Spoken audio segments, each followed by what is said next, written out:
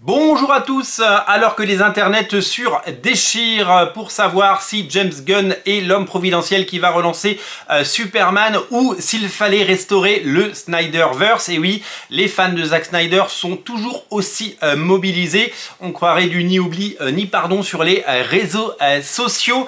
Eh bien, sachez que j'ai pris une décision forte, puisque après des années d'errance et d'hésitation, j'ai décidé de regarder la version longue de Batman vs Superman qui m'avait été chaudement recommandée en disant tu vas changer d'avis sur ce film puisque la version de 3 heures est bien meilleure que la version de 2h30. J'ai donc regardé 5h30 de Batman vs Superman dans ma vie, c'est quand même beaucoup, et donc ça avait intérêt à être pas si mal. Je vous rappelle les faits. Zack Snyder arrive sur Man of Steel, le relaunch de Superman, et casse tout. C'est un succès au box-office et c'est une réussite. On attendait évidemment un Man of Steel 2 et Warner à l'époque, désireux de rattraper son retard sur Marvel Studios, n'a pas attendu de construire un univers avec plusieurs films, un film Wonder Woman, un film Batman d'un côté, puis ils se réunissent dans un film.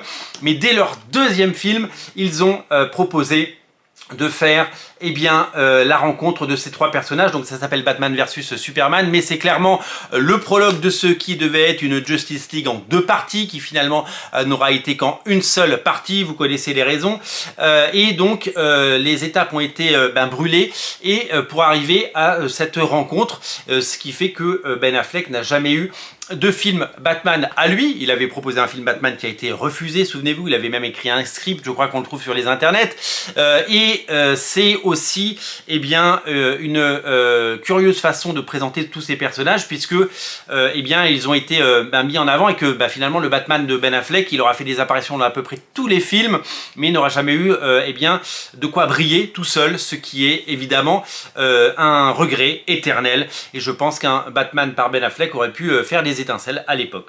Je vous l'ai dit, Man of Steel c'est un super film. Je vous l'ai dit, je trouve que c'est vraiment une réussite artistique, et en termes de divertissement pur, la proposition était étonnante, elle était très différente des premiers Superman avec Christopher Reeves, et c'était une proposition qui était vraiment étonnante, et on aurait aimé une suite, on aurait aimé, comme il y a eu un Iron Man 2 après le succès du premier, un deuxième Man of Steel pour construire cet univers, et je ne comprendrai jamais pourquoi Warner et Snyder n'ont pas pris ce chemin-là, puisque on connaît le résultat, c'est des réussites plutôt malheureuses, avec des films qui ont été charcutés par des studios et qui ont été mal aimés.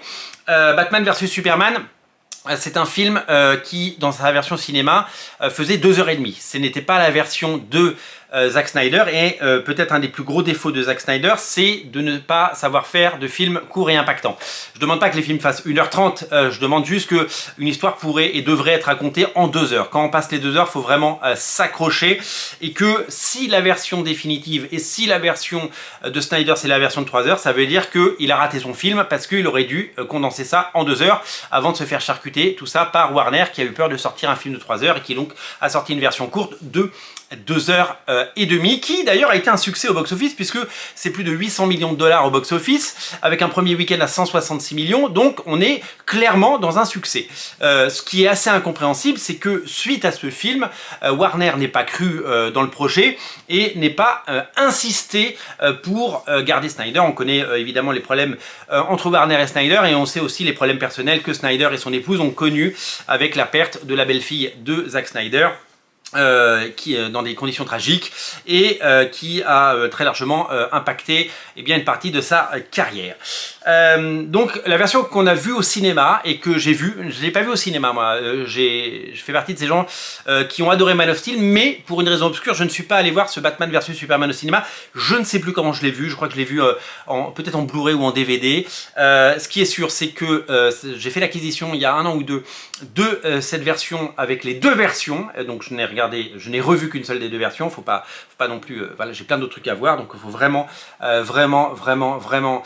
prendre Voilà, faut être raisonnable, voilà. Donc j'avais payé ça très peu sur les internets, une dizaine d'euros, j'avais eu les 2 films, et donc ça me permettait de voir cette version longue, parce que aujourd'hui, si vous allez sur Max, eh bien la version longue n'est pas disponible. Si vous allez sur Canal, elle est disponible qu'en VOD.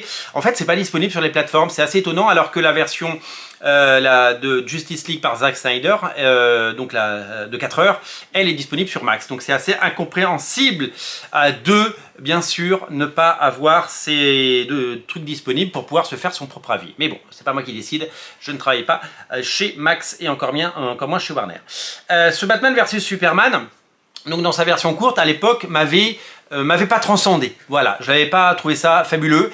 Autant artistiquement, Man of Steel était parfait, autant celui-là, je l'avais trouvé déjà trop long à l'époque, et puis j'étais pas rentré dedans, et cette rencontre entre les 2 personnages qui met des plombes à arriver et qui eh bien s'embourbe dans une histoire avec les terroristes dans un pays désertique, et avec ce plan machiavélique de Lex Luthor pour faire passer Superman pour un criminel de guerre et pour un étranger qu'il faut renvoyer chez lui à la Donald Trump. C'était hyper poussif déjà à l'époque, et puis comme il manquait des scènes, on comprenait pas tout. Donc à l'époque, je vous l'avoue, je n'ai pas été séduit par Batman versus Superman.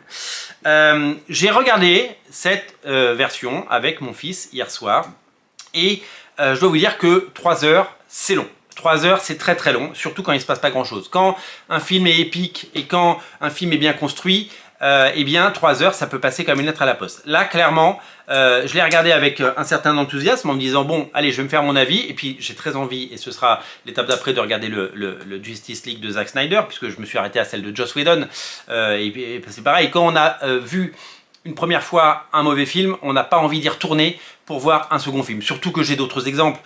Quand le Daredevil avec Ben Affleck est sorti il y a quelques années, et c'était une purge, j'ai payé ma place au cinéma, j'ai eu le malheur d'acheter en DVD à l'époque la version longue, en me disant ce sera mieux. C'est pas mieux, c'est un tout petit peu mieux, mais ça reste un très mauvais film.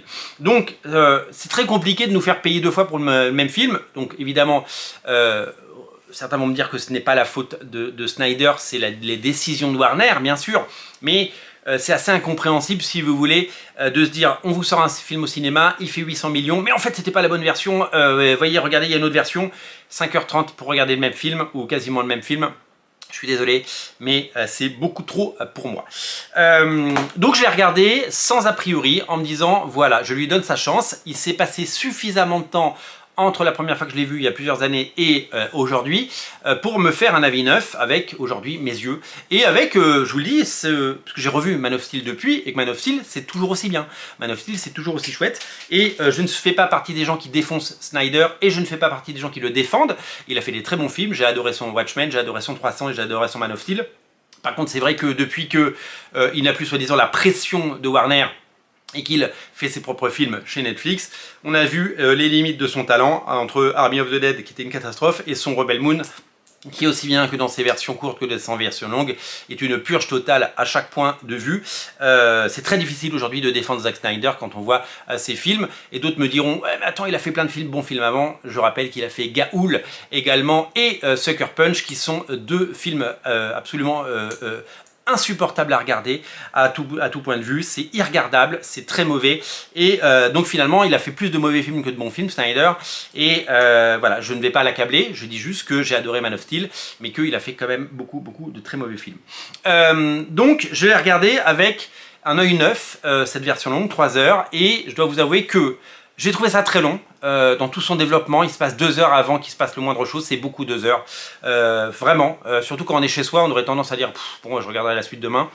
Mais j'ai persisté, j'ai insisté, c'était un peu long, et puis la dernière heure est assez épique. Alors, dans les points à retenir de ce film, c'est que artistiquement et graphiquement, c'est toujours aussi joli, c'est toujours aussi beau, c'est toujours aussi travaillé, chaque plan est travaillé, les ralentis sont magnifiques, les actes héroïques sont héroïques, et c'est tout simplement très joli. Par contre, je vous dis, il y a un vrai problème de scénario, il y a un vrai problème de réglage, il y a un vrai problème de mise en place. Le film aurait dû faire 2 heures et être pensé, écrit pour faire 2 heures, pas pour faire 3 ou 4 heures, parce qu'on se perd dans des sous-intrigues, parce que y a des moments où on se dit mais qu'est-ce que c'est que celui-là ? Où sont Superman et Batman ?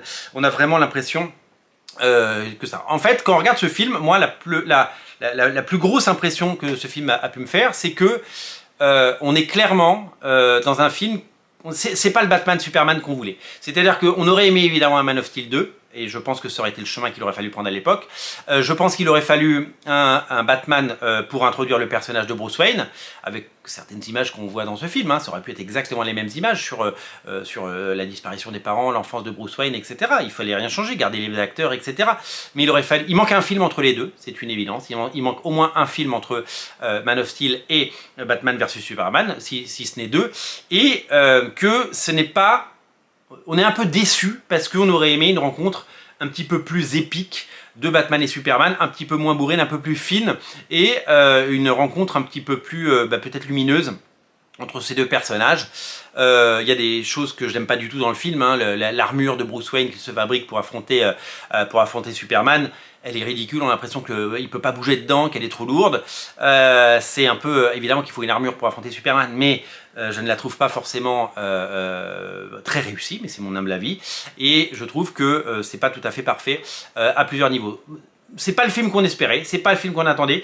Ce qui est incompréhensible, c'est que Warner, suite à ce succès, n'est pas capitalisé là-dessus pour bien faire des suites et essayer de créer cet univers. Et peut-être que ça aurait duré 10 ans, mais on aurait eu des bons films.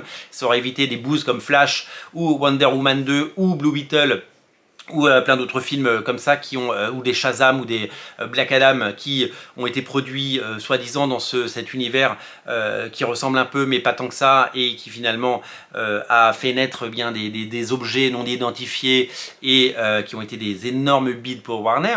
On aurait aimé, je vous le dis, pour moi il a manqué des films, et il a manqué évidemment le fait que Snyder soit raisonnable, arrêtez de faire des films de 3 heures, il faut faire des films de 2 heures, ça aurait été beaucoup plus beau et ça aurait été certainement, ça aurait pu avoir beaucoup plus de succès parce qu'un film comme ça de 2 heures qui cartonne, eh bien les gens ils en auraient redemandé tout simplement. Donc ce n'est pas... Voilà, j'avais pas aimé la première version, j'ai un peu mieux aimé la deuxième, mais c'est pas non plus le film que j'aurais aimé voir, mais voilà, hein, d'autres ont pris du plaisir, donc tant mieux si vous en avez pris.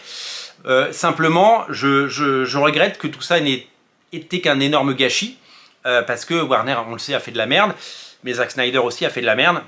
Donc il y a eu beaucoup de torts des deux côtés et malheureusement c'est pas le film qu'on aurait aimé voir. Donc je suis content de l'avoir vu quand même pour me faire mon humble avis et maintenant l'étape d'après, je vous l'ai dit, sera d'aller voir les 4 heures du Justice League de Snyder. 4 heures c'est long, déjà que 3 heures c'est long, clairement va me falloir du courage, me demandez pas d'aller le voir tout de suite, je vais attendre un peu, il est disponible sur Max, j'essaierai de le regarder, mais c'est vrai que ça semble un peu mal barré, parce que clairement il y a un gros dossier, un gros morceau qui nous attend. 4 heures c'est long, et j'ai peur d'être éminemment déçu par tout ça. En tout cas, sachez-le, Snyder a priori ne reviendra pas, il faut vivre avec. Je sais que les internets sont nostalgiques du passé et que c'était mieux avant et que rendez-nous Henry Cavill, rendez-nous Christopher Reeves, rendez-nous George Reeves, hein, pourquoi pas, rendez-nous Ben Affleck, hein, c'est ce qu'on lit partout, sauf que dans 10 ans, et on le sait, les gens diront rendez-nous Robert Pattinson ou rendez-nous David Corenswet, c'est ça. Il faut que j'apprenne vraiment son nom parce que sinon je ne vais jamais y arriver. Voilà, les gens ne seront jamais contents, mais faites-vous votre propre avis, c'est ce que j'ai fait en regardant ce Batman Superman. 3 heures de ma vie pour un film qui sauve un peu la première version, mais qui n'est pas non plus le chef-d'œuvre qu'on m'avait promis ou annoncé. Un film tout à fait correct qui mériterait évidemment d'avoir une écriture beaucoup plus ciselée et d'avoir un producteur derrière, Snyder, qui sache le contenir et lui dire là tu tournes trop de scènes, il va y avoir trop de matière, il faut un film impactant de 2 heures, c'est ce que les gens veulent. C'est nous le public et c'est nous qui décidons. Tout ça est un beau gâchis, on le sait, on l'a toujours dit, mais évidemment je ferai mon avis de la version de Zack Snyder de Justice League dans les prochaines semaines et dans les prochains mois si j'ai l'occasion de le voir, et je partagerai mon avis bien sûr sur Radio Comics. N'oubliez pas de vous abonner à la chaîne, je vous dis à très bientôt, salut.